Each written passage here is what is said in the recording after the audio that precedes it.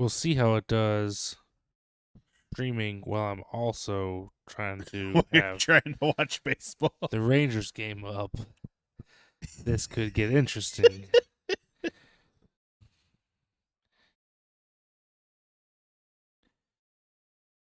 Dropped a lot of frames thus far. Might be alright. It's holding steady. Alright. Cool. Are we ready? I'm ready when you are. I don't know if you're sharing the link or not to the stream. I probably should. Ooh.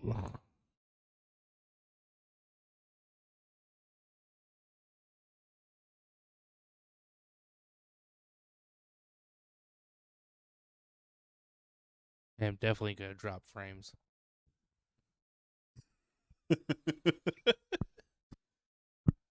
It's a good thing most of our people watch us as an audio or listen to us as an audio format.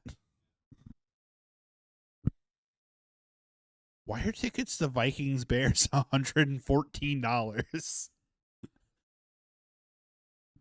Who decided this?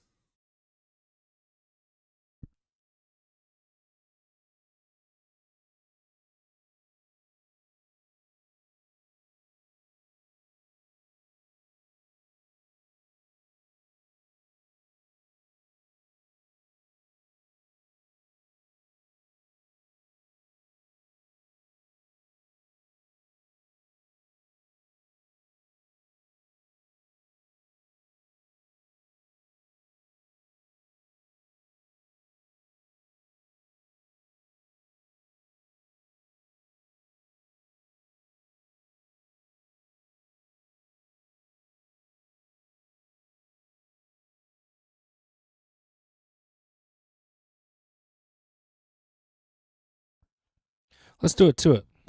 Okay.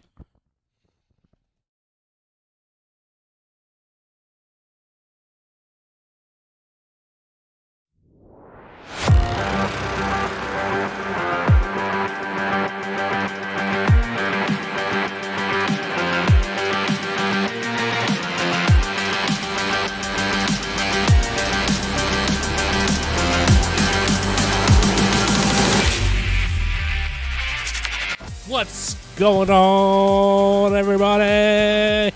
Welcome back to another episode of Booth Review.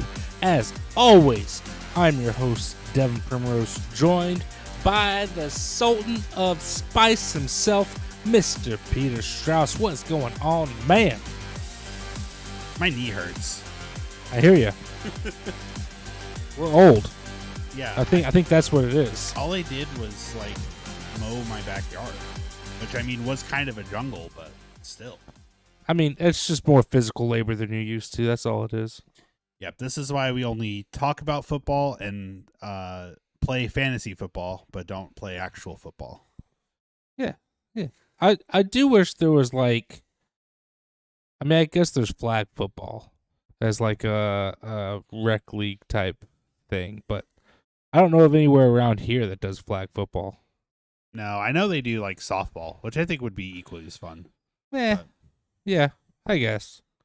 I Well, don't I stick to hear- disc golf. We're not here to talk about disc golf. We're not here to talk about softball. We're not here to talk about flag football, What are we even going to talk though about? flag football has been potentially added as an Olympic sport for 2028. I can see that. But that's all we're here to talk about. We're here to talk about NFL, National Football League football, where Yes, sir. last week on the games that we picked opposite, I gained 100% wins on you. So, Well, suck it. you're still not caught up to me. And that's all that matters. Well, that's because we only disagreed on one game last week. But I was right. That was a gutsy one to be right on. Hey, you should have. I You was should have. You should have stuck with your boy. I and gone with the Bears. I should have picked the Bears. I was so angry at myself. I will say this. That is by far the best game I've seen Justin Fields play. If he did that every week, then 100% he's an NFL quarterback. Absolutely. Well, what's crazy is like his game last week was better. It ended in a loss because of we go listen to last week's episode. I go deep into this. I'm not going to do it again. It was about it. They're both very similar starts, but yes, yeah. DJ Moore balled out also. I mean, if you want to just jump into it, you're kind of teasing my best of the booth. Am I teasing your best of the booth over there? You're teasing it. Am I giving you a little tease? You're teasing the booth. Teasing the booth. I'll just jump right into it. My best of the booth. I don't know how we could go past this week without talking about these two players, and I know who your best of the booth is, and it's neither of these guys, so I had to put them together. And one of them is the aforementioned DJ Moore, who had himself a hell of a game on Thursday night against the Washington Commanders. 8 receptions for 230 yards and 3 touchdowns. If you were smart enough to start him in your fantasy league, good for you. You probably won your matchup. Absolutely balled out. He did everything for that offense. I think the rest of the receiving core for Chicago combined for like 52 yards. So it was pretty much the DJ Moore show in the passing game, which this is the kind of guy that I think for a couple years now, Chicago has been saying, hey, we need to get one of these guys for Justin Fields. And they went out and got him this year by trading away the number 1 pick. It seems to have worked out thus far as long as Justin Fields can continue this level of play, which this is 2 games now back-to-back. The Chicago offense has looked pretty good. Basically what everybody in the media and you hyped up, expected them to look like. That's how they've looked for the last 2 games. Now, they only won one of those, but that's a different story. They, at least offensively, they're doing what they're supposed to be doing. And the defense looks improved at times. Definitely looks improved against the Washington Commanders. As for the other guy that I've got to mention, it's also a wide receiver, and it is for an offense that has looked dead through 4 games this year, and finally showed some life, and that's Ja'Marr Chase of the Cincinnati Bengals with 15 receptions, 192 yards, and 3 touchdowns. Basically, he said, all right, I see you, DJ. I see you. I'm a ball out too. I went out and did it on Sunday, and good for the Bengals because they need to get things rolling up there in Cincinnati. Joe Burrow definitely looked like he was back to form. Maybe not 100%, but definitely headed in the right direction. I think a lot of the reason why Chase got the main share of the load is because of the fact that T. Higgins was injured, and when he gets back, we'll see how the ball gets distributed between them two. But if they can keep playing at that level, then the Bengals are going to be back to what we thought they were. So hopefully they can keep it going. Yeah, Ja'Marr Chase. I played Ja'Marr Chase in our league, and then played DJ Moore in another league. So it wasn't a great day. I mean, I still won my work league, which I can win money in. So Did you win our league? That's really the one I'm focusing. I don't recall what happened in our. Who are you facing this week in our league? What happened in our league is that it came down to Davante Adams versus Josh Jacobs. And the Raiders just decided they weren't going to throw to Davante Adams anymore except for one drive. Yeah. So, I got screwed by the Raiders. Thanks. Thanks, Josh McDaniels. I mean, listen, you're probably not the only person out there that happened to. Yeah, and Josh Jacobs getting the sympathy touchdown at the 2-yard, which was the drive that Davante Adams set up, which was their only touchdown, wasn't it? Everything else was field goals. I could be wrong. I think they had 2 touchdowns. Jacoby Myers, I think, had one. Oh yeah, that freaking guy. Yeah. Anyways, who's your best of the booth? I know it's not Davante Adams, so who is it? No, it's not Davante Adams. I got let down. Jimmy Garoppolo. No, Josh Jacobs. So the reason my best of the booth, I did not go with either of those great wide receiver performances, is because after the big news this week, this guy's name, I don't know if we're really going to hear anymore. And so I figured we should give him some love while we can. And I am talking about the RB2 now for the Indianapolis Colts, now that Jonathan Taylor has signed that massive extension. Yep. I'm talking about Zach Moss, who Jonathan Taylor got paid and then decided, you know what? You're going to get paid here. I'm going to get some good tape and go get paid somewhere else.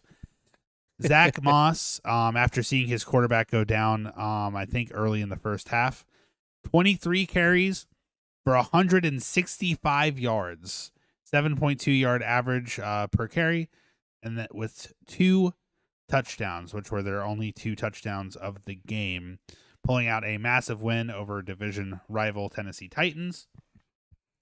In a division that I think the Jags are pulling ahead, but I mean, yeah, Colts are also 3-2. They're right there, ready to take it if the Jags mess up. So, yeah, just have to shout out Zach Moss's name for putting on that performance after, because he was with Buffalo last year. They never really had a run game in Buffalo. Came over to the Colts in the middle of last year, I believe. I think it was a straight up trade for Nyheim Hines. I think it was just straight up. It seems like in Buffalo, it seems almost as if they never trusted their running backs enough to rely on them to give them enough reps, I guess, to put up good numbers. It seems like if there was going to be a rushing attack, it was going to come from Josh Allen, and maybe Zach Moss would go for 50, or maybe you'd have Singletary go for 50, but there wasn't a whole lot of trust in those running backs. There still isn't. Yeah, I mean, that's just not how the offense is set up, and it very much needs to be set up that way. I think that offense would be, exponentially better if they had a back that they really put faith in and put trust in to go out there and have themselves a good game. But yeah, Zach Moss is a good one. It is interesting that they chose to go ahead and pay Zach Taylor when they were so, or not Zach Taylor, Jonathan Taylor, when they were so. Don't pay Zach Taylor. He sucks. When they were so adamantly against it all throughout training camp and even going into the season, and Zach Moss was putting up fine numbers for them through 4 games. Like, he wasn't playing bad. He was like, okay, well, if Jonathan Taylor doesn't want to be here, then we'll make do with this guy. He's doing just fine for us. Yeah. Which, don't get me wrong, like, adding Jonathan Taylor to that tandem is going to make their run game exponentially better, but it's still, like, it's not, like, there wasn't a desperate need there, and you had a guy that was trying to put up a fight to get out of town. So why would you? It's a weird situation that they caved, in my opinion. But I think good for Taylor. I think they just realized that they weren't going to get the trade for him that they probably wanted, and just excuse me. Ooh. Just decided to go ahead and to just pay him and get it over with, and know that you have that foundation to go with your hopefully soon healthy young future quarterback in Anthony Richardson, who's going to be out for probably at least a month with a shoulder injury. Yeah, it's I'm with you that it does look like the Colts are still right there in the mix in the AFC South, and I think they'll probably will continue to hover close to Jacksonville's record, because I think Minshew's a decent backup, but they just gotta get healthy, man. Like, Anthony Richardson has shown himself to be such a dynamic quarterback that is capable of doing things that Minshew's not, and that offense as a whole just kind of looks way more electric with him out there. And so he's got to get healthy for them to get back into the mix. And I still don't know if I trust that team as a potential playoff team. I think they're probably good enough, but I don't know if I would trust them as one. But I do think they have the right head coach there in Shane Steichen. I think he's definitely shown that he's the guy to man the ship there. Yeah, I just wish, because Anthony Richardson has looked good for when he's been able to be on the field, but I think in 4 of the 5, no, he's only played in 4. He missed a whole game with his concussion. Yeah. I think in all 4 games he had to be taken out early due to some kind of injury. Yeah, and it's a shame that we can't really have a discussion of like how Anthony Richardson is against the other rookie QBs. Like, obviously, I think he's better than Bryce Young, but you can't really compare him to CJ Stroud because he can't stay in a game for the full duration. Yeah.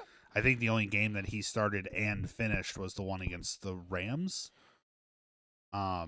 Possibly. I think they lost in overtime, so it was a good showing from him. But I do wonder how much of that is a lack of conditioning from not playing much at all in college. You go through college, and sure, you're getting the practice reps in throughout the week, but when it comes to game time and taking hits, you're missing out on that. He's not used to playing guys that big that hit him that hard. I mean, yeah, that too. Yeah, I just wonder. I wonder how long it will take to get him to that level, if ever, and if he can get to a point of injuries not plaguing his career, because he does look like he's got some talent, for sure. Yeah. I'll just go ahead and transition over to my under review. I think both of ours are going to be pretty similar, but just with different teams. I think my under review, which this isn't a team necessarily that like either you or me had doing much of anything this year. We both thought they were definitely taking a step back. But my under review has to be Mac Jones, who just laid an egg against the New Orleans Saints on Sunday. And it's really the offense as a whole, but Mac Jones being the quarterback is going to get the majority of the blame. On Sunday, he went 12 of 22, which is good for 54.6% completion percentage, which is stinky poo-poo. 110 yards, had 2 picks and a fumble, so 3 total turnovers, not a single touchdown, and a QBR, which we've established before, is on a scale out of 100. So 0 to 100, that's how QBR is. His QBR was 7. 7 on Sunday. Terrible. Awful. I don't know what's going on in New England. I think they obviously have a talented running back in Ramondre Stevenson that can lead their backfield. I think they have some talented wideouts, certainly a decent tight end in Hunter Henry.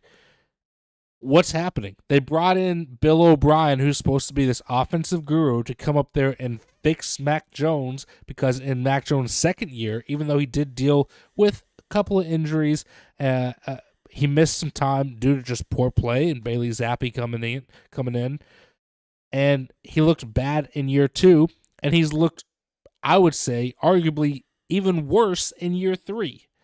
So whatever Bill O'Brien's doing isn't working.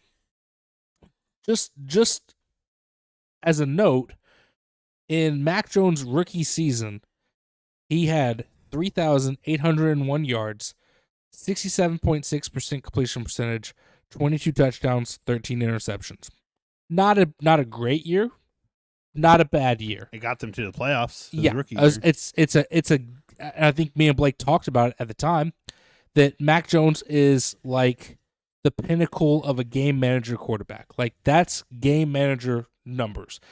Not going to cost you games, not going to win you games. He's just there to manage the game and help be a part of the team that gets the win. He's not the factor getting it. This year, he's on pace for 3,427 yards, so less yards. 62.5% completion, so that's a whole 5% worse. 17 touchdowns and 20 interceptions. That's awful. That's terrible quarterback play. And this is a guy in his 3rd year who should be progressing and getting better year over year, and he's not. This is a problem in New England, and oh boy, I think Robert Kraft's got some decisions to make in the offseason, because if it was me, I don't know if Belichick's cutting it anymore, man.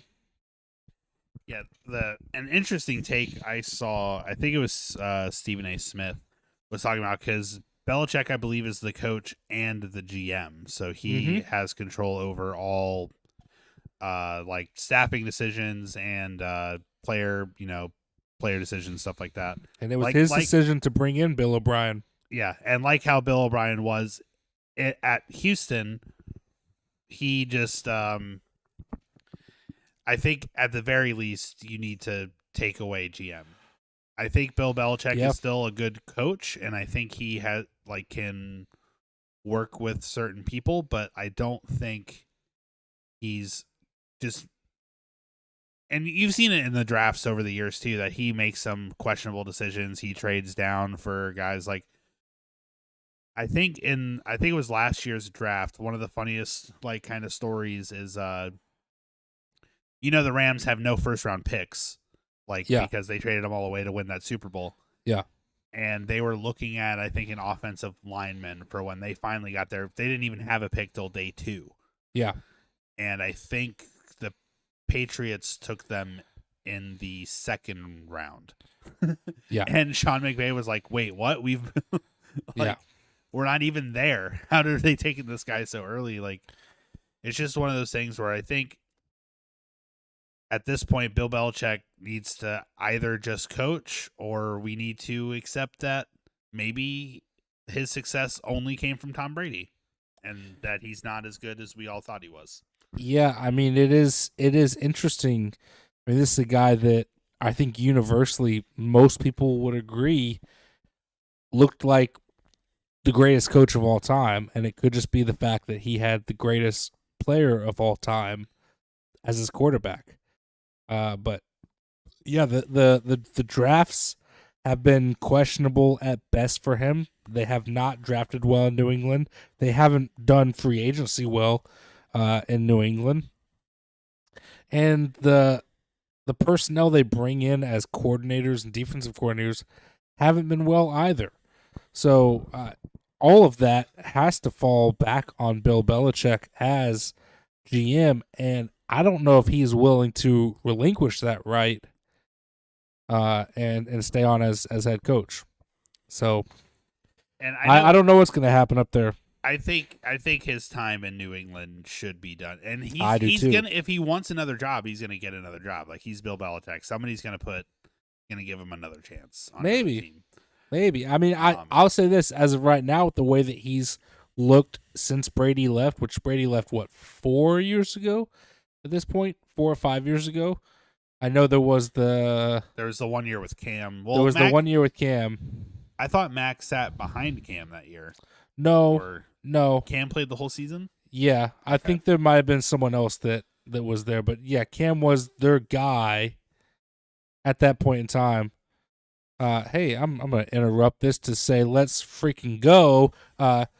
Spoiler for everybody listening, we're recording this on Tuesday night. I'm a huge Rangers fan. The Rangers are playing the Orioles in Game 3 of a best-of-5, looking for the sweep, and they are now up 6-0 in the second inning. So, looking good. But yeah, back to what I was saying. Cam, I believe, was the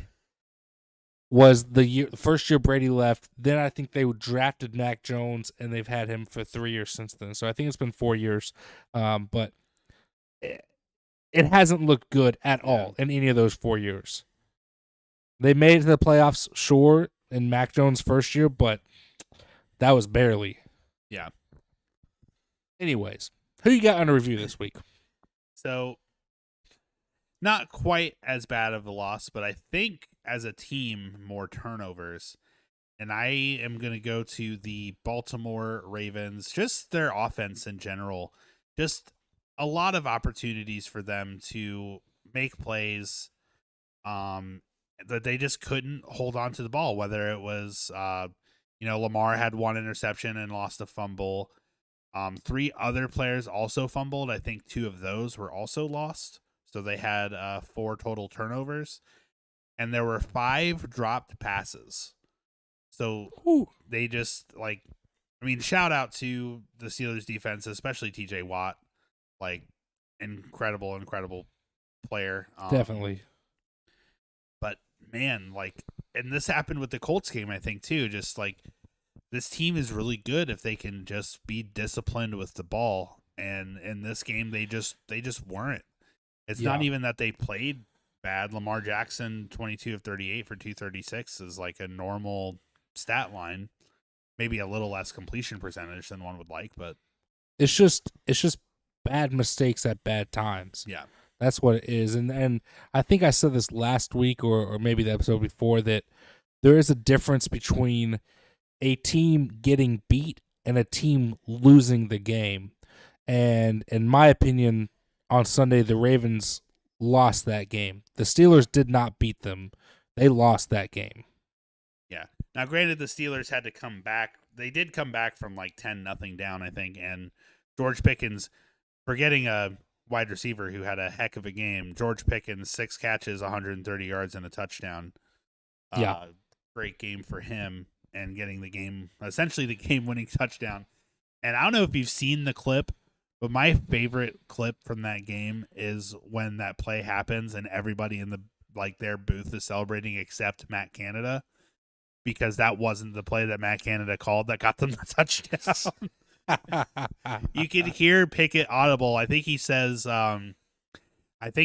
Moss because George Pickens was left 1-on-1, so they audibled for that touchdown, and Matt Canada's like, people are gonna think I'm bad still.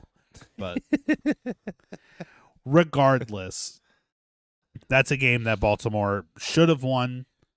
And if they just held on to the ball, it's the same thing I said week 1 with the Chiefs. If Kadarius Toney held on to that ball, then the Chiefs should have won that game. So yeah, I think Baltimore will figure it out and stop making these untimely mistakes, because they're too good. They're too good to continue doing it. And they're not only is the talent level too good, they're too well coached. John Harbaugh is one of the better coaches in the NFL. He's one of the longer tenured coaches in the NFL for a reason. I believe this is maybe year 15 or year 16 for him. He's been around for a long time up there in Baltimore, and he's more times than not led them to the playoffs. And so he's a great coach. He'll figure it out. They'll right the ship. I still have faith in that team. But yeah, you can't continue to make these dumb mistakes at inopportune times. I mean, luckily for them too, they're not playing any other defenses much better than the Steelers, other than the Browns defense is up there, the 49ers defense is up there. Chargers defense should be up there. Should be. We all know Staley's going to Staley, though. But yeah, Ravens, you're a great team. Just hold on to the ball, and you're going to win your division, and you're going to make a good run in the playoffs. If you can just hold on to the dang ball. Yeah. Well, you mentioned a team there in that list of great defenses, and that was the San Francisco 49ers. Now, this legit or counterfeit this week has nothing to do with the defense, but I'm going to propose to you a question about their young, potentially great quarterback. I don't know if I want to give you the stats or the question first. I'll give you the question first, and then I'll back it up with some stats. Okay. The question is, it's a simple one. Legit or counterfeit, is Brock Purdy an MVP contender? Here are his stats to back up that. Currently, he is second in the league amongst quarterbacks in completion percentage at 72.1. I think Josh Allen is first at 73.1. He's eighth in passing yards, 1,271. He's eighth in touchdowns with only 9 touchdowns. But he is one of only 2 quarterbacks to start all 5 games without throwing a pick. The other one being C.J. Stroud, who is looking like Offensive Rookie of the Year. He leads the league in QBR with 83.6, which is a ridiculous QBR. He's first in traditional passer rating at 123.1. And if you're interested in what he is on pace for this year, so through 5 games, if you multiply that over a 17-game season, this is what he would be at, presuming everything goes the same as it's gone 5 games. 4,321 yards. Nothing, spectacular. But the same completion percentage, 72.1, 30 touchdowns, no picks, and a 17-0 record, which those last 2 ain't going to happen. I mean, if he goes a whole season without throwing a pick, then 100% he's the MVP. But that's not going to happen. I do expect him to keep the pick count low, though, probably single digits. And I don't see them going 17-0. They probably could because they've looked head and shoulders above the rest of the league. But more likely it's going to be 14-3, maybe 15-2, somewhere in that ballpark.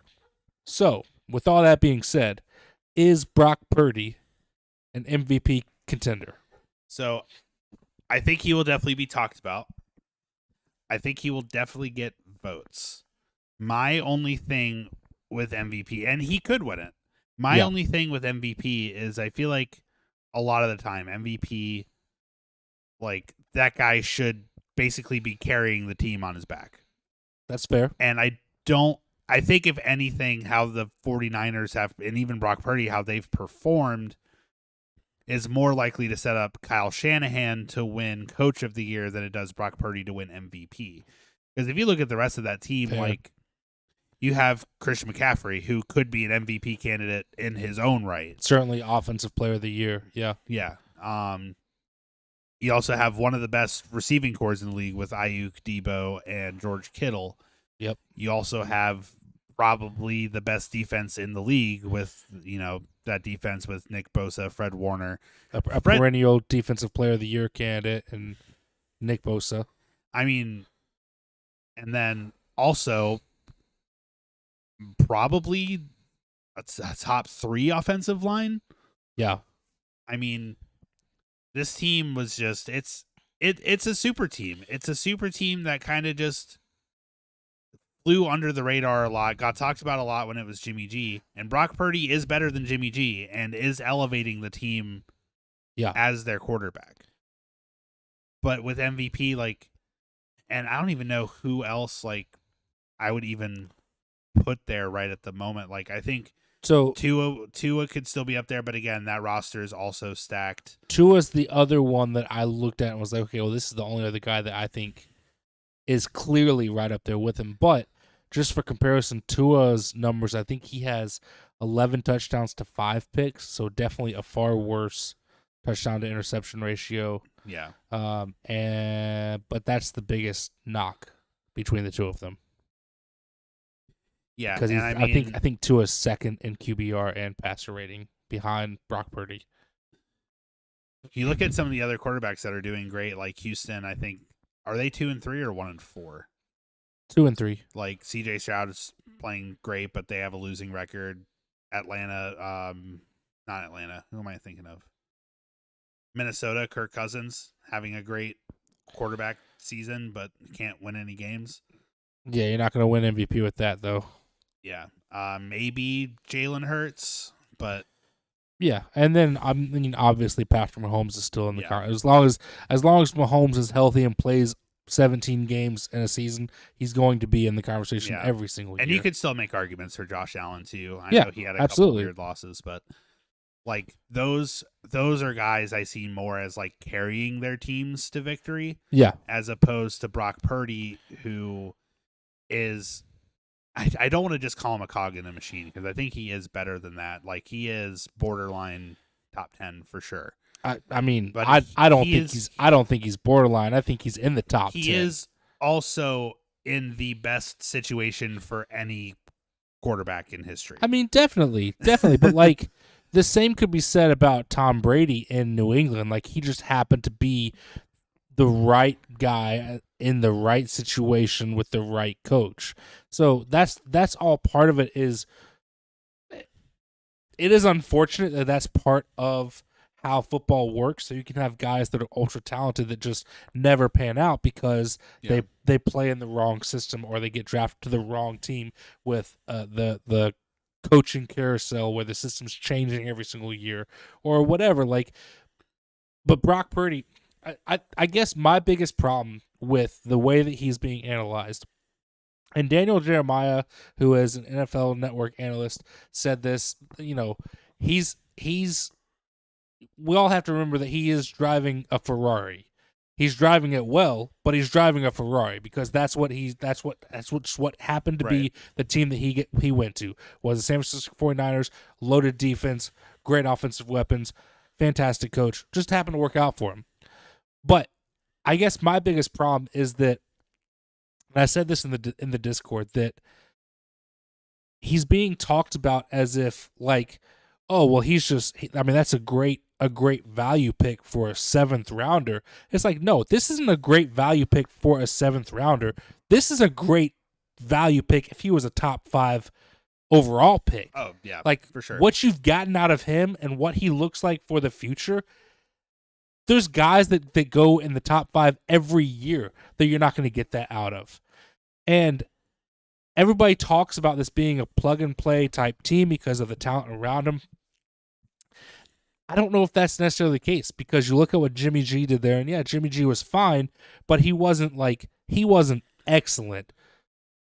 I think Brock Purdy is taking what Jimmy G did and turning it up to 11, like taking it a step further and playing even better than Jimmy G did in that office.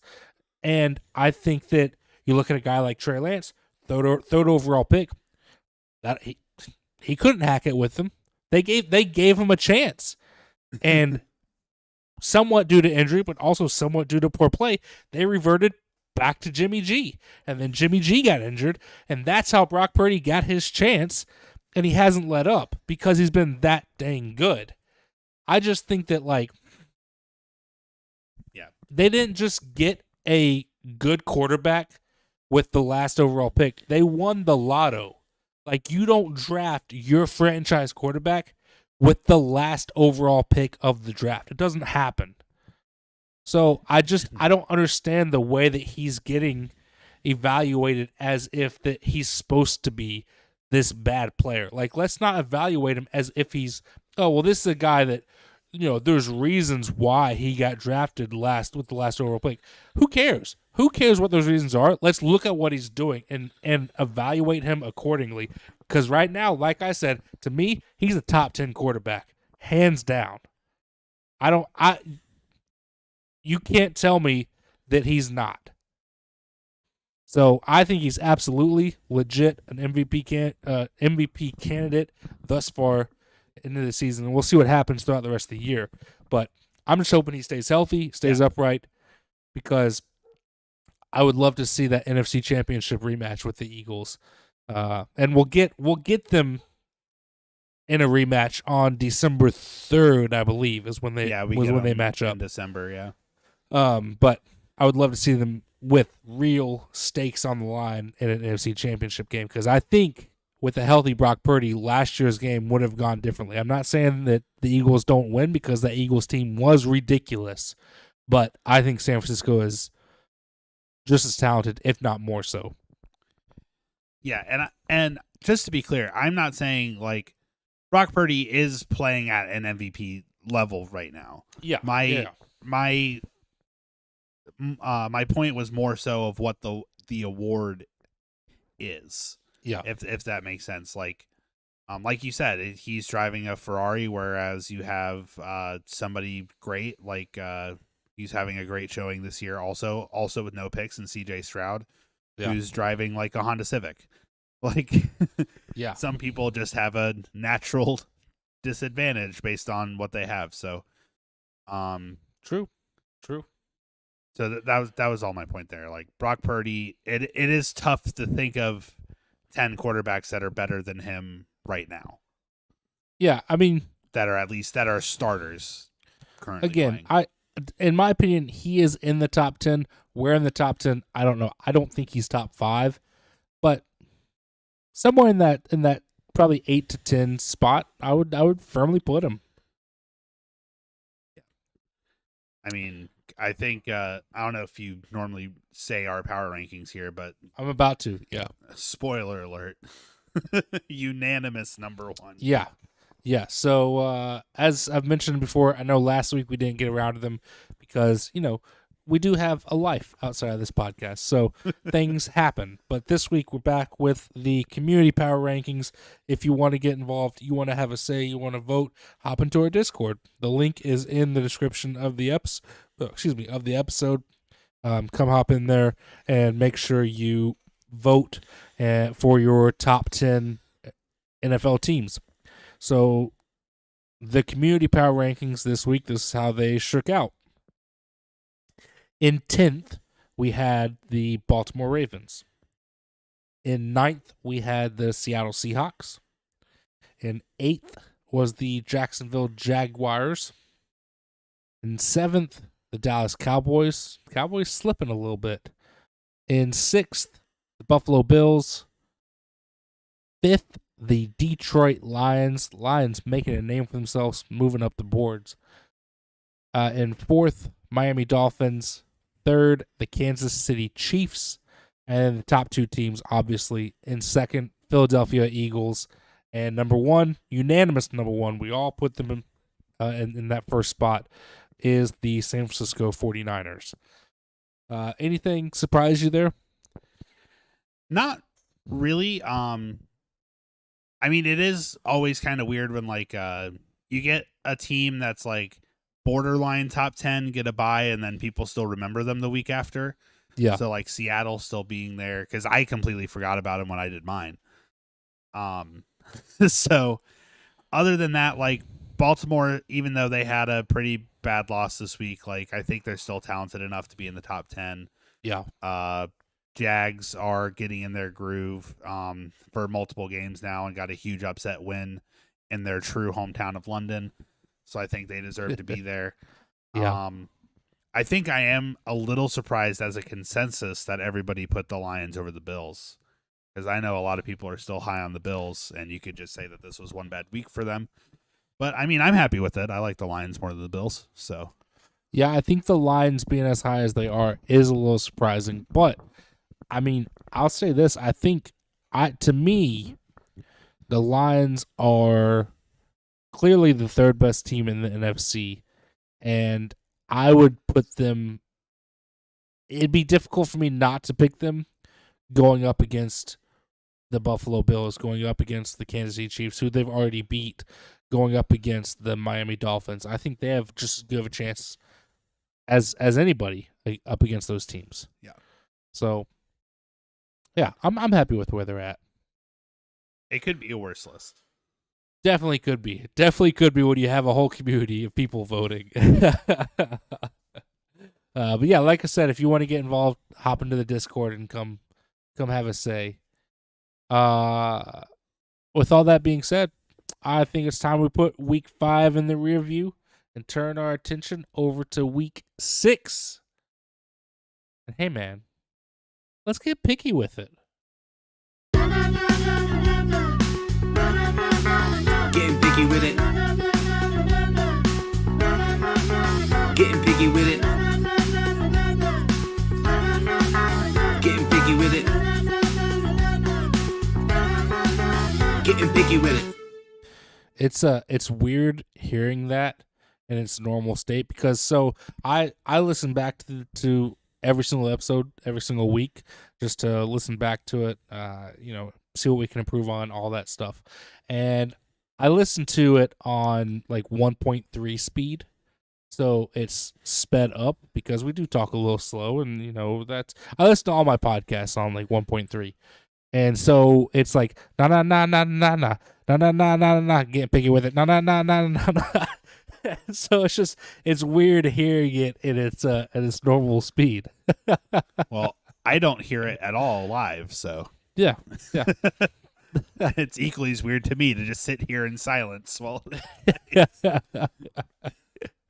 What is your record for picks? Do you have it? Yes, I am at 48-30. I did catch you one game this week. Not enough.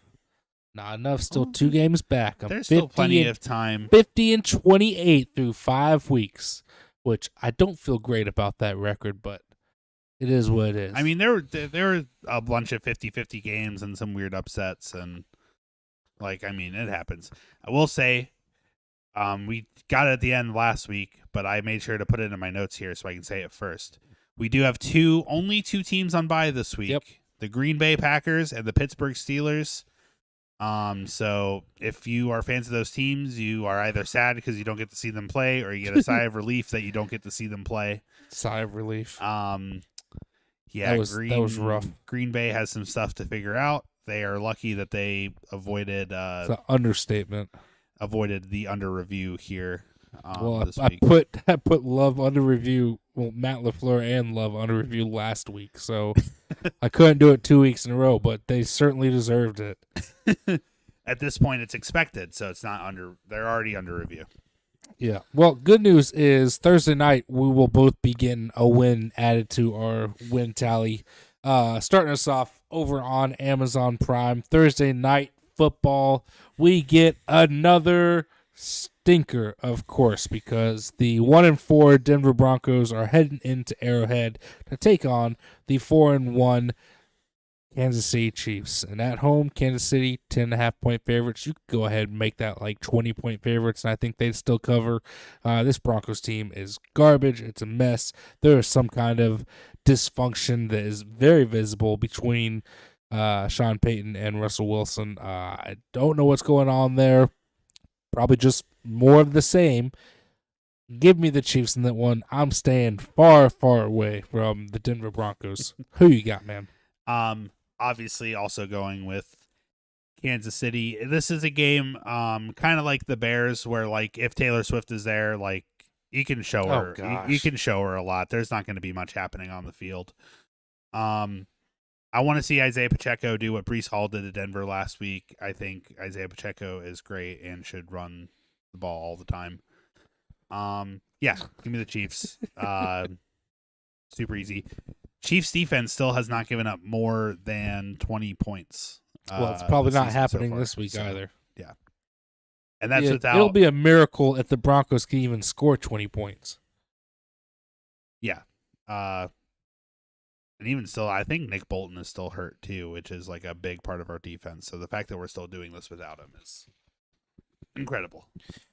All right, well, let's move on from that garbage game and move to another potentially garbage game. On Sunday morning, we get more London football from Tottenham Hotspur Stadium. We have the Baltimore Ravens facing off against the Tennessee Titans at 9:30 a.m. over on NFL Network. On the road, overseas, Baltimore 4-point favorites. That's probably fair. I don't know what to make of this Tennessee team. I think personally they're not good, but they keep finding a way to stick around in more games than they have any business sticking around in. And with the way the Ravens have looked thus far, with making some bad mistakes at bad times, it's not outside the realm of possibility, and I wouldn't be surprised if the Titans sneak away with a victory. But I'm not picking them. Give me the Ravens. Who you got, man? So these two teams, it's been a couple years because they haven't both been in the playoffs in a while, but I remember 2019, 2020, even 2021, these two teams meeting in the playoffs, like they hate each other.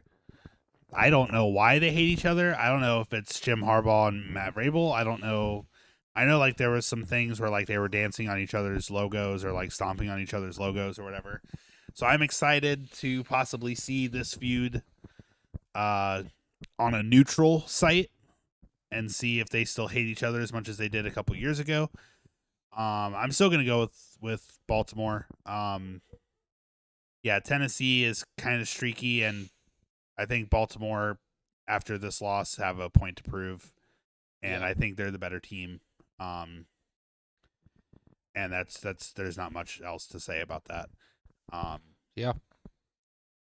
Besides that, King Henry will be there, which means that London will have two kings. this week, but I think that King's gonna lose. Well, let's head over to Atlanta, where we have the 2-3 Washington Commanders coming off that somewhat confusing loss to the Bears on Thursday Night Football, heading into Atlanta to take on the 3-2 Falcons at home. This Falcons team are 2.5-point favorites. I don't know what to make of these two teams. I think both of these two teams are talented, and the records are probably indicative of where they're at. I think Sam Howell has shown flashes of being a decent quarterback. Desmond Ridder has looked better over the last couple weeks. Certainly this past one against the Texans, that was probably the best game he's played in his career. I would argue. Just don't know what to make of them. This is probably the toughest game for me to pick this week. I'm gonna go with the Falcons. I could easily see the Commanders getting the win because the Falcons have found ways to lose a couple games this year. But here's a fun fact: Desmond Ridder doesn't lose at home. So give me Atlanta. Who you got, man? I don't know if this is deserving of the Maracas or not, but hear me out. You mentioned Desmond Ridder's home win streak. Yep. Washington Commanders, the commies, are the streak enders. The Brock Lesnar of football, if you will, except not nearly as... Ain't happening. But, no. Because think about it. Last year, Eagles, last undefeated team, 11-0. Lose to the Commanders. Streak broken. Yeah. The Ravens' preseason win record, which stretched years of not losing any preseason games. Preseason. Years of not losing any preseason games. Nothing. Let me finish. Breaks the Ravens' preseason win record. Last week, breaks the Bears' loss record that spanned a year. The Bears had not won in basically an entire year. The Commanders come in, the Bears get a win. Washington is the ender of streaks. Desmond Ridder's home win streak will come to an end. Give me the Washington Commanders in Atlanta getting the upset win. I'm going to hate it so much if you are right about this game. And, not because I'm rooting for the Falcons, but, because of the nonsense that you just spewed from your mouth. I genuinely, I have never rooted against you so hard in a game as I will be during this one on Sunday. And I have nothing left to say, so I'm just going to move on. Okay. That's to fair. Soldier Field, where we have an NFC North divisional matchup between the hapless 1-4 Minnesota Vikings and the even more hapless 1-4 Chicago Bears. Although, I will say, Chicago showed some life against this Commanders team last week. The Vikings just got some bad news. Justin Jefferson, he gone. He's out on the IR. That's a big loss. In my opinion, Minnesota, pack it up, baby. Pack it up. It's tank time. Trade Kirk. I'll take him. Send him to Green Bay. Green Bay's a talented team. They could use some dang good quarterback play. I know Atlanta would take him too. Send him to the Falcons.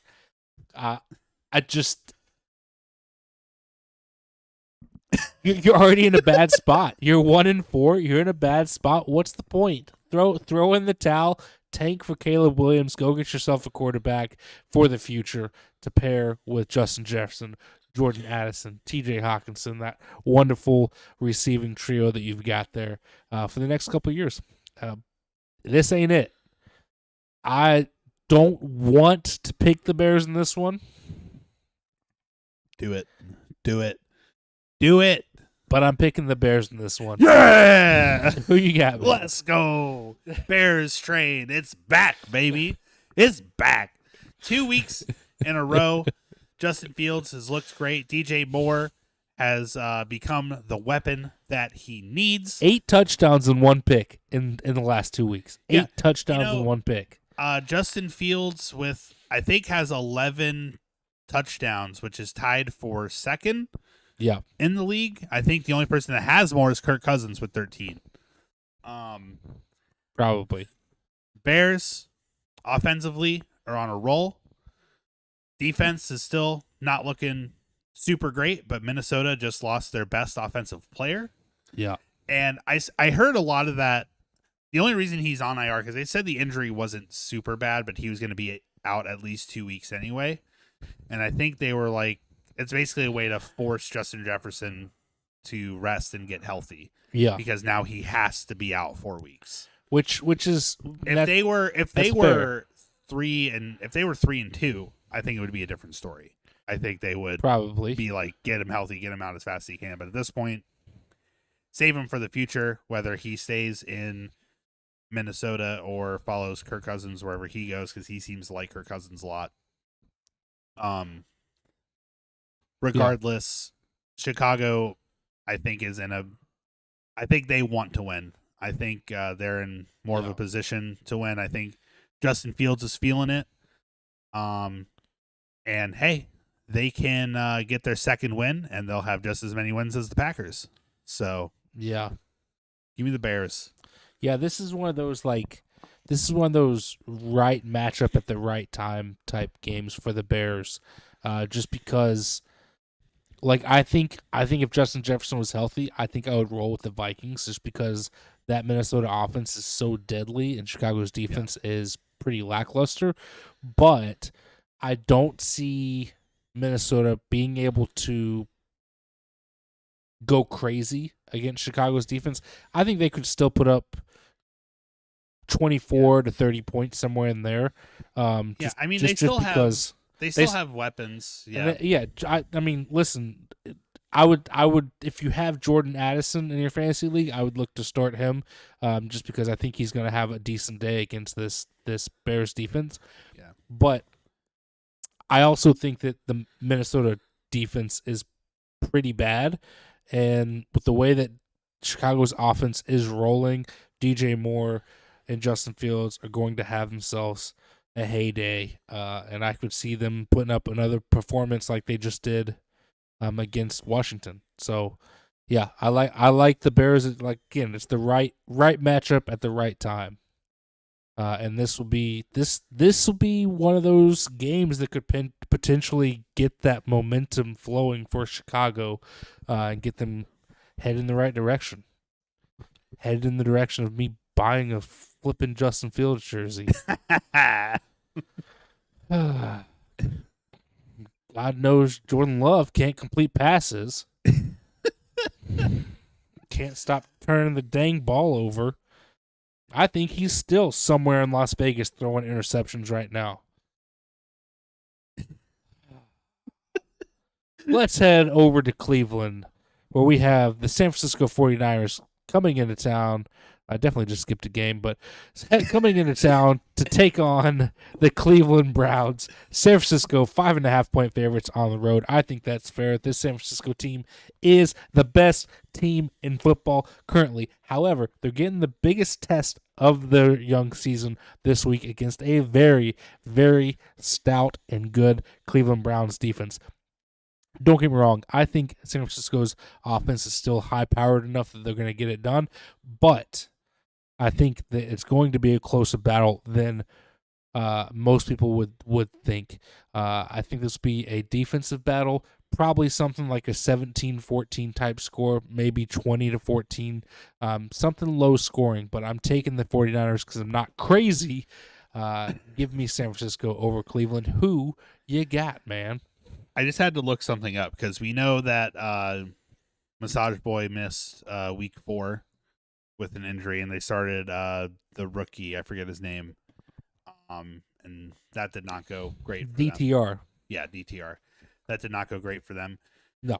And then they had a bye week this week, and everything before the bye week was like, oh yeah, he should be healthy in time for week 6. And then they were like, wait, who do they play in week 6? Oh, the 49ers? Nah, he's still hurt. So that's what I'm looking at here. He's day to day with the potential of PJ Walker to start. So he's still hurt. There was a report that came out that said that Deshaun Watson was medically cleared to play that game.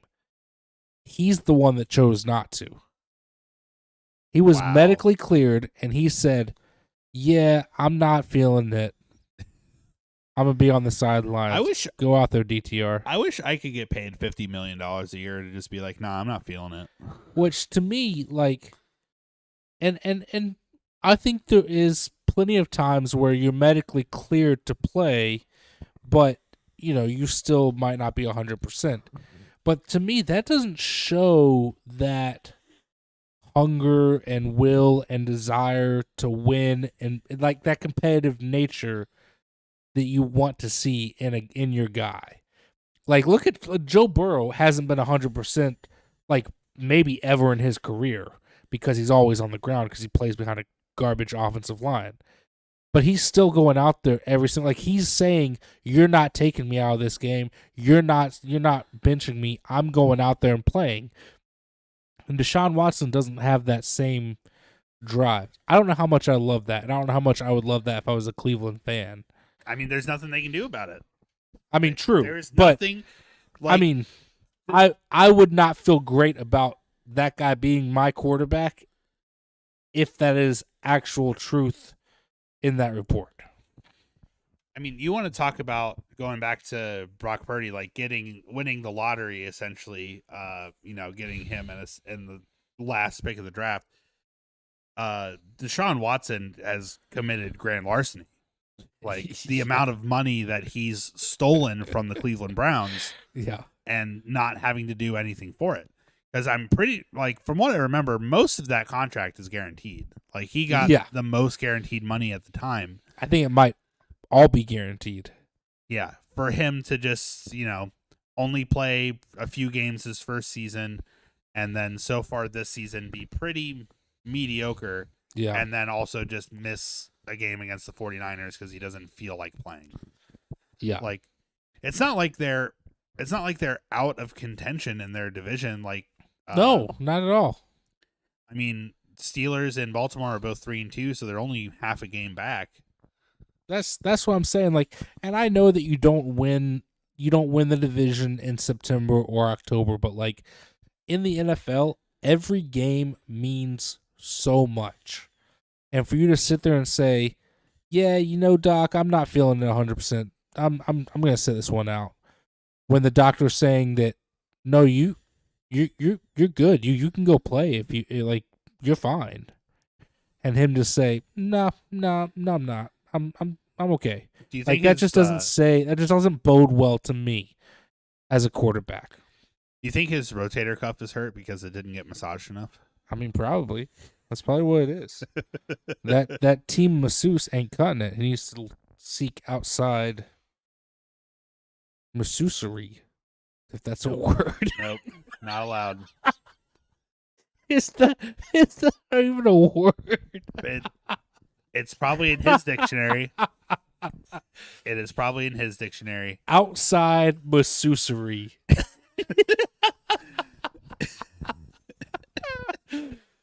Oh, man. All right, well, let's back it up to the other Ohio game. We're talking the Seattle Seahawks flying high at 3-1 and making their way out to Cincinnati to take on the 2-3 Bengals. This Bengals team looks as if maybe they've righted the ship a little bit, or at least turned it in the right direction. At home, Vegas has them as 3-point favorites. I think that might be fair. If the Bengals are the Bengals, then they should probably beat the Seahawks, or at least make it a very close game. I like the Bengals in this one. I want to see them get back to their normal dominant self. So give me Cincy. Who you got, man? This was probably the toughest game to pick for me. This was another toughie. Yeah, because it's like we know Seattle is good. We know Seattle can put up points. We know they can hang in a shootout. And Cincinnati has really only had one good showing. Yeah. Against the Arizona Cardinals, who aren't the worst team in the league like we thought they would be, but are still not great. They beat the Cowboys. So I mean, listen, I don't know. I'm gonna go with Seattle. I've just this season so far seen more out of them consistently. Joe Burrow's calf looked better, and they seem to revolve their play this week around Ja'Marr Chase, which is what they should always be doing. But I think Seattle seems to always be able to hang in a shootout, and they always win the shootout with Detroit. And so there's not much other logic to it than that. But I'm going to go with Seattle. Yeah, I mean, that's fine. Gives us something to disagree on. I got to catch up. That's two games we disagree on so far. That's the two I need to catch up. We ain't disagreeing on this next one. Let's head down to Miami, where we have the 0-5 Carolina Panthers heading into town for a absolute beatdown against the fastest team ever in this 4-1 Miami Dolphins team. Miami at home, 13.5 point favorites against this Panthers team that is just terrible, garbage, stinky poo-poo, all of the above. Give me the Dolphins. I don't even want to talk about Panthers. They're poop. Who you got, man?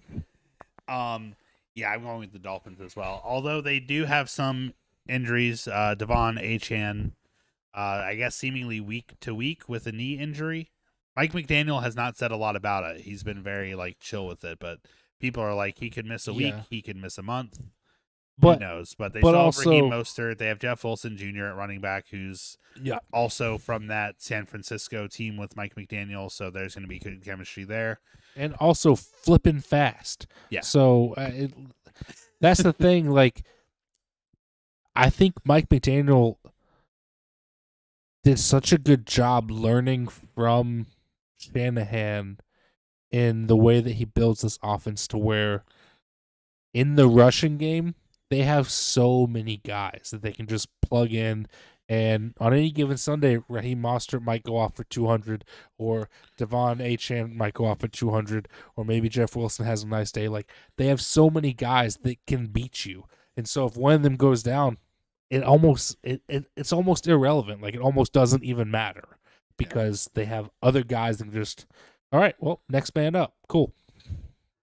Yeah, and then still the Tyreek Hill and Jalen Waddle duo is killer. Although maybe they're going to get cursed by Chase Claypool now that he's there. I mean, listen, I could see. I will say this: the Panthers are on 70-point watch, in my opinion. I could see this team just absolutely steamrolling Carolina, very similar to how they did against Denver. Which is sad because Carolina doesn't even have their first-round pick. Yeah. Well, let's stick around in Florida and go just up 95 to Jacksonville, where we have the Indianapolis Colts heading into Duval to take on the Jacksonville Jaguars back home from London.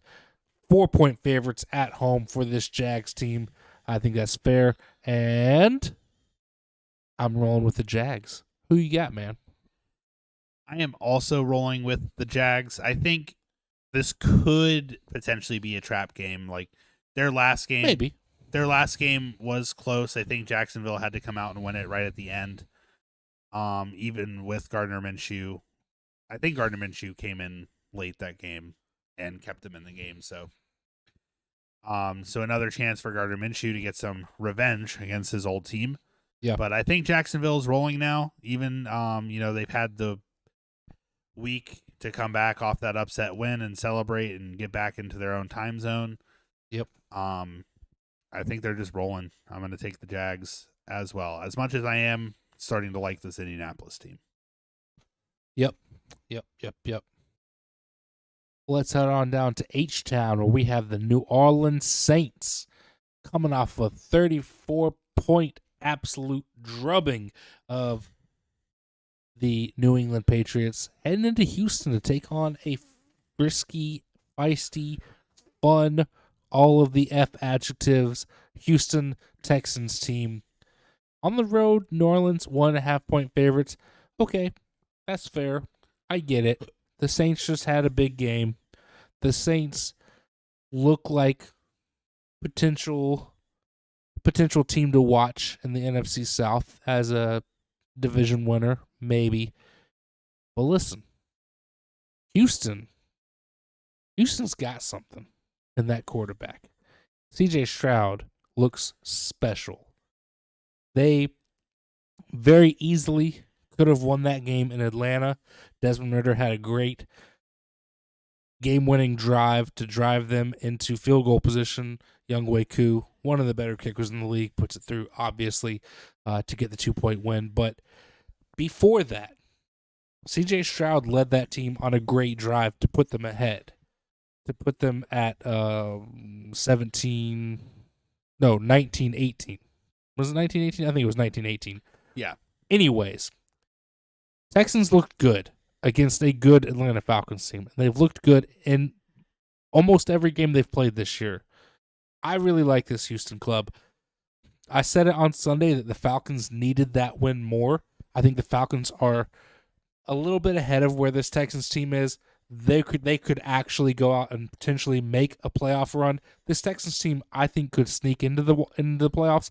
I don't expect them to do much if they do get there, just because they're not there yet. But they're coming. And I like this Houston team, and I'm taking them on Sunday over the Saints at home in Houston. Let's get it done. Who you got, man? You know what's funny is I think this is the best team that the Saints have played yet. I'm going back through their schedule. They played the Titans. Potentially. They played the Titans, who I think are worse than the Texans. They played the Panthers, who are definitely worse than the Texans. They played the Packers. Packers are questionable. I think the Texans, at least have a better quarterback. They lost to the Bucks, who I think are pretty close. And then they beat the pants off the Patriots, who they're just, I don't know what they're doing, but they're not playing football. Yeah. So this is like, and this is part of the reason why I thought the Saints were going to win the division, is because they have a really easy schedule, especially for their defense.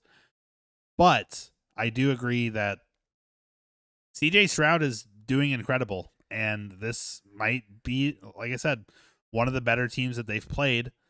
And the one time that they played a good offense in the Buccaneers, they got the pants beat off them. So I'm going to go with the Texans as well with you here. Yeah. I'm on the CJ Stroud train. Me too. I still don't think they're going to make the playoffs, but I think they're going to ruin some people's seasons. That's the thing. At the very least, they've got something cooking. Yeah. There's something that's being made down there in that Houston kitchen. And some people are going to feel it this year. And next year, they coming. That's all I'm saying. They coming. So just be on the lookout for the Texans. But speaking of that garbage, stinky, poo-poo Patriots team that just absolutely got destroyed by New Orleans, hey, they're making their way out to Vegas to take on the Las Vegas Raiders.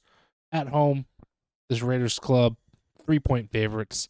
If there's one notable name from the Bill Belichick tree, it is Josh McDaniels. And Josh McDaniels has not looked good. He didn't look good in Denver. That's why he cried his way home to New England. And then he got another chance to be a head coach. And in year 2 in Vegas, it still don't look good. But the Patriots are such a dang mess. I have to go with the Raiders in this one. I don't like it. Don't want to pick either team. I just want to skip this game, but I can't. Give me Las Vegas. Who you got, man? Does it count as a loss if I pick a tie and they don't tie? Does it count as a loss? Yes, 1,000%. All right, I'm going to pick Vegas then.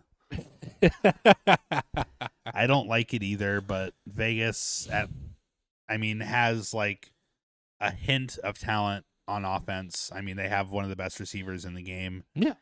And apparently you don't even need someone as talented as him to blow out the Patriots. So, yeah. Yeah. Give me the Raiders, unfortunately. Listen, we ain't got to talk about it much. Let's move on to SoFi Stadium, where we have the 1-4 Arizona Cardinals heading into town to take on a surprising 2-3 LA Rams team at home. This Rams squad, 7-point favorites. I think that's a little high with what we've seen from the Cardinals. I get it. The Cardinals aren't a good team, but they're certainly still not the worst team in the NFL. They're a little frisky. They've got a little bit of a fight in them. A little bit. I could see them sneaking out a win against this Rams team. I'm still not a believer in this Rams club. I think they've got something. Like, maybe it's just moxie, but they got something. So they got Puka Nacua. That's what they got. And has Cooper Kupp come back? Did Cooper Kupp come back this week? Not only did he come back, he had a 100-yard game. Yeah. Okay. Let me double check that. So now you got Kupp and Nacua, and potential trouble for some defenses coming up to handle those guys. I am going to take the Rams in this one because it is the Cardinals, but let's just remember, this is not the worst Cardinals team. Like, this is a potentially fightful Arizona Cardinals, however you want to phrase that. Who you got, man? Real quick, Cooper Kupp against the Eagles last week, 8 receptions for 118 yards. Yeah. So, he's back. He's back. That being said, I am also going to take the Rams. I would not be surprised if the Arizona Cardinals make it close. I wouldn't even be surprised if they do pull out a win. Yeah.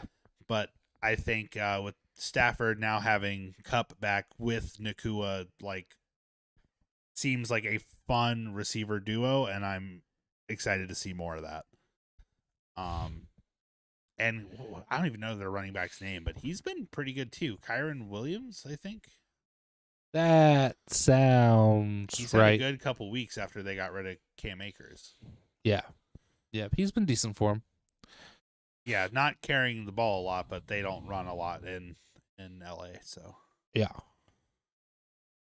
Let's make our way out to JetLife Stadium, where we have the 5-0 Philadelphia Eagles flying in to take on the 2-3 New York Jets squad.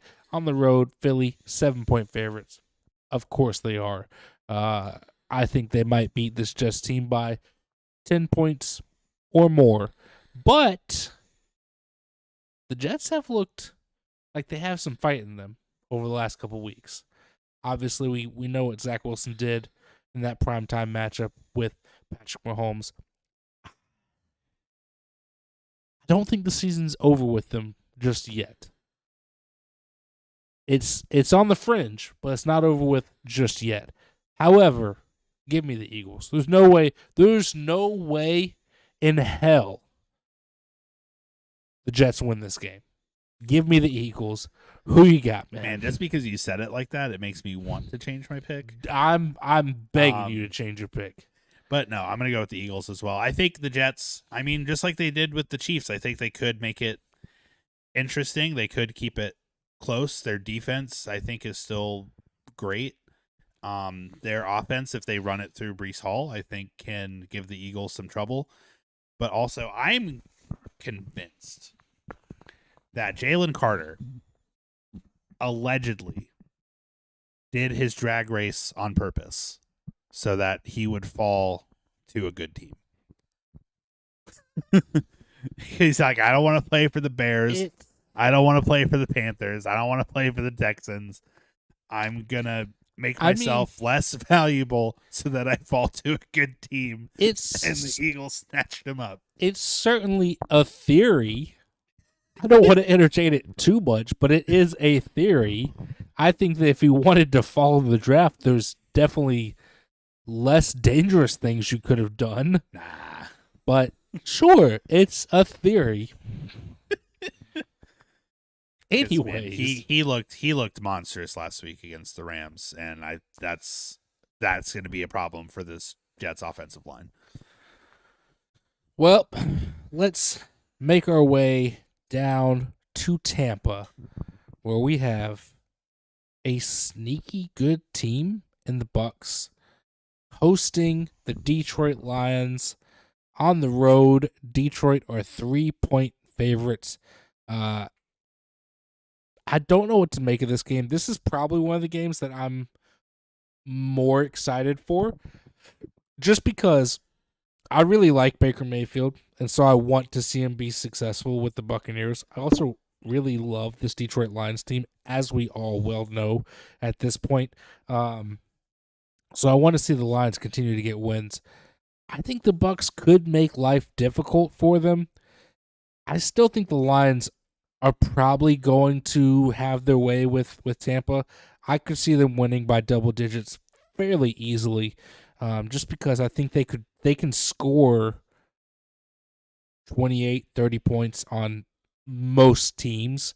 And I don't think the Bucs have a defense to really, really stop them too much. But I wouldn't be surprised if the Bucs do make this game somewhat of a shootout between Baker and Jared Goff. I could see that happening,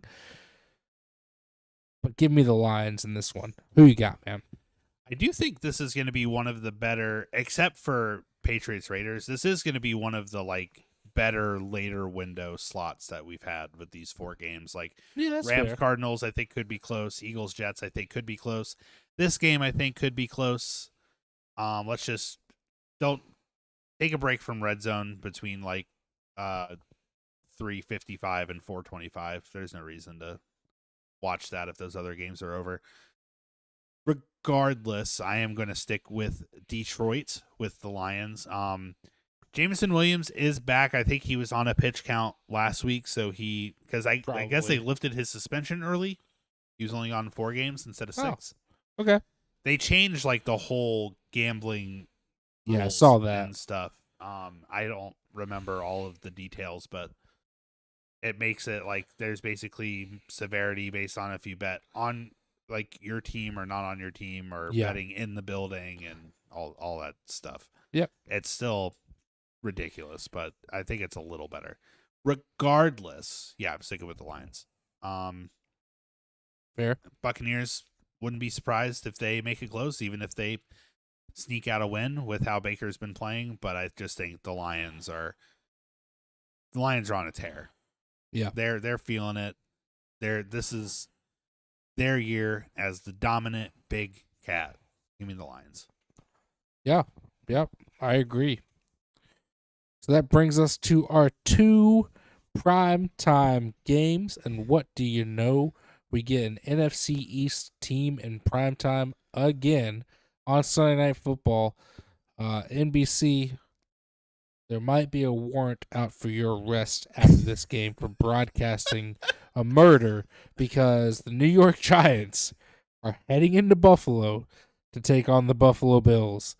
And, oh boy, the biggest line of the weekend, Buffalo 14-point favorites, because this Giants squad sucks. They're awful. They're terrible. Daniel Jones has been on his butt for most of the games. He can't do anything because the offensive line can't protect worth a dang. Buffalo, give me the Bills all day in this matchup. I get it that the Bills have seemingly been a little up and down, a little hot and cold, had the weird game against the Jets, lost to the Jags in London, a game in which there was probably some jet lag issues for this team, but I just don't see a world in which the Giants even make it close. Give me the Bills all day. Who you got, man? The only way the Giants win this game is there is no way. It's the only way they could possibly ever beat the Bills is if they were actually playing at MetLife and the turf monster just got every single Bills legs. Yeah. And then maybe they could win.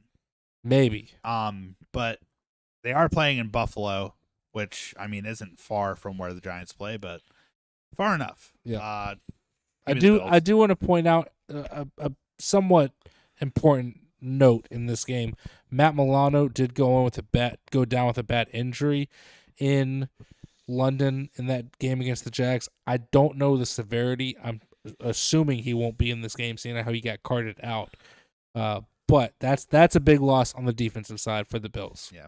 Just saying. And I don't know if there's still any word if Saquon is going to be back or how bad Daniel Jones's injury is, but I don't think any of that matters. I think Josh Allen is going to be feeling some type of way after losing to the Jags again, to the superior Josh Allen. Yeah. So yeah, give me the Bills. Yep. So let's head on over to Monday Night Football, where we have the Dallas Cowboys, another NFC East team in primetime, heading out to SoFi Stadium. Man, we get 2 games at SoFi to watch this week to take on the Los Angeles Chargers on the road. Weirdly, Dallas 2-point favorites in this game. I don't like that. I think I'm okay with like the Chargers being like 1-point favorite, but I think these two teams are pretty close, and I think the Chargers are maybe even a better team than this Cowboys team because they can at least score the ball. Dallas, that offense, what is going on? Dak Prescott looked absolutely out of his element against a San Francisco squad, which I get it. It's San Francisco. I think most teams will look that way. But this Cowboys team is supposed to be one of the better teams in the NFC, and when they play good teams, they look like poop. Chargers are a good team. Give me LA in this one. Who you got, man? This game could be a literal coin toss because I think it could be a shootout. I think the Chargers. If it's a shootout, give me Justin Herbert. I think it could be a shootout. I think the Chargers could blow out the Cowboys. I think the Cowboys could blow out the Chargers. Cowboys ain't blowing out the Chargers. What's that? So the Cowboys ain't blowing out the Chargers. They could though. Like they ain't. I listen. It's not outside the realm of possibility for the Cowboys to win because the Cowboys are talented. They ain't blowing them out. I think they could. I mean, this is the one time in your life you've ever had faith in Dak Prescott in that statement. I'm not saying that statement. I'm not saying I have faith in Dak Prescott that it's going to happen. My problem is that the Chargers have the most expensive defense in the league, and they play like they're the freaking somebody else who's not as good. The Bears. Somebody else who's not as good. Yeah. Excellent analysis from you, Pete, as always. Thank you. The thing with the Cowboys, Dak Prescott cannot play from behind. So for them, they have to keep it close and hope that Brandon Staley makes a dumb mistake and that they also don't make a dumb mistake when at the end of the game. What I'm saying, this is the battle of the boneheads. Who's gonna mess up first? And at the end of the day, I'm gonna trust the talent on the field, and I am going to agree with you with the LA Chargers. What I'm saying and why this Chargers team is not going to get blown out is because I agree with you that Dallas against this Chargers defense could score some points. They could absolutely put up 24, 27, 30 points in that ballpark. But this Chargers team is so loaded on the offensive side, and I think having Kellen Moore out there as OC has somewhat helped that offense to be even more explosive. And so I think they could put up 30, 35 points on most defenses. And the Cowboys defense did nothing to slow down San Francisco. Even with Austin Eckler probably still out, and now Mike Williams also probably out for. I think he's out for the season. Those are good points. You make good points. I still have faith in them. Justin Herbert's too dang good, man. He's still gonna find receivers. That's fair, and I agree with you. I think the Chargers are gonna win. I'm just saying, no outcome of this game would surprise me. Yeah, maybe. I mean, again, I won't be surprised if the Cowboys win. The Cowboys are talented enough to win. Blowing them out, I don't see that happen. But we will see on Monday night. I think we've got a decent weekend of football ahead. I'm going to go ahead and wrap this up because I want to finish watching this baseball game. But who's winning? The Rangers are 6-1, I believe, is what it still is. Yes, 6-1. Going into the bottom of the 6th. Weird that that's the same score that the other Texas baseball team had earlier. Interesting. Yep. Well, as always, we appreciate you guys tuning in and listening to us in whatever capacity you are doing so. We have some socials. Follow those at your own risk. At Booth Review Pod. At Booth Review Sports on Instagram. But come hop into the Discord. That's where the fun is always going down. Hey, 5 weeks down. 12 weeks to go. Actually, 13 weeks to go in the regular season. And then it's playoff time, baby. But as always, I believe that's that. Good chow.